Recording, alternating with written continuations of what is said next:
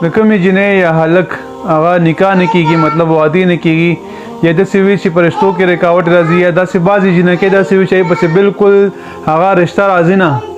او که راشي هم بیا به رشتو رکاوټ راځي مطلب رشته مخکې هغه نه ځي مخکې رشته طی کېږي نه اکثر به د څه نه څه وجوهات په وجه باندې رشته پاتې شي اکثر دا مسلې ډېرې زیاتې راځي ډېر خلک تپوسونه هم کوي نو دې باره کې څه موږ ته مجرب وظیفه وښایه د کومو خلکو چې په رشته کې څه قسم رکاوټ راځي یا مطلب رشته هغه طی کېږي نه او داسې کې یا خبره وشي اخره کې اینډ کې چې خبره پاتې شي خبره بیا ورانه شي دا ویډیو زموږ هغه ځانو لپاره د هغه وروڼو لپاره ده چې د کوم وروڼو هغه رشته نه سمې نه خوري یا د کومې خویندې رشتې بیخي راځي نه یا رشته راشي خو هغه کېږي نه یا د کومو خلکو رشتې شوي خو نکاح نه کېږي مطلب یا واده نه کېږي اسباب نه برابرېږي هغې سامان هم برابر کړي هر څه برابر کړي مطلب کوم جهیز سامان وي هلک او جنۍ دواړو کورونو طرف ته هر څه تیار وي خو بیا څه وجه باندې بیا واده لیټ شي نو دا ویډیو صرف د هغه خلکو لپاره دا ویډیو وګورئ که خوښ هم شوه مخکې ملګرو سره شیر کوي او دا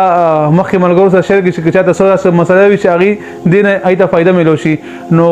عمل دا دی د سوره یاسین آیات دی د سوره یاسین د ماسخوتن لمونځ نه بعد او د سحر لمونځ نه بعد دا 91 بار ویلی مطلب یو نوی ځل ویلی هغه وظیفه دا سبحان الذي خلق الازواج كلها مما تنبت الارض ومن انفسهم ومما لا يعلمون د سوره یاسین آیات دی دا شروع کوي ان شاء الله تاسو بخپل سترګو خپل فائدہ وګورئ څومره فائدہ کیږي څومره فائدہ دا کوي تاسو بخپل دا وګورئ ان شاء الله او خوند وګورئ چې څونه دغه دی الله جل شانه موږ تاسو نازل شي زموږ نمبر څوک غسل غواړي رابطه کول غواړي زموږ نمبر زما یوټیوب چینل کې شته مفتی فیصل نو باندې زما یوټیوب چینل له تاسو زما نمبر هغه نه غسل شي رابطه کوي شي خو برای کرم اکثر درخواست هر یو ویډیو کې کوم کم کس هم رابطه کول غواړي بار بار ټلیفون مو کوي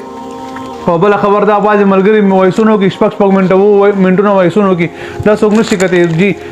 کم از کم یو منټ وایس کوا بهشکه شل وایسونو که شل منټه خبره شي خو یو منټ وایس کوا تا ته هر یو وایس جواب هغه آسان شي الله جل شانه موږ تاسو نازل شي الله تعالی موږ تاسو خپل رضا نصیب کړي السلام علیکم ورحمت الله وبرکاته